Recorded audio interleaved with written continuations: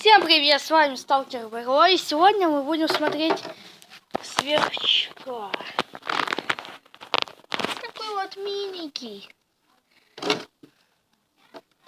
Единственный, кто у нас не по сдыханию, это ящерицы. Та мышка даже нету одного дня, подавилась зерном и умерла. Сейчас я буду ее ловить. Видали? Какая же она страшная. Ладно, отпускаем. Да блин. Всем пока.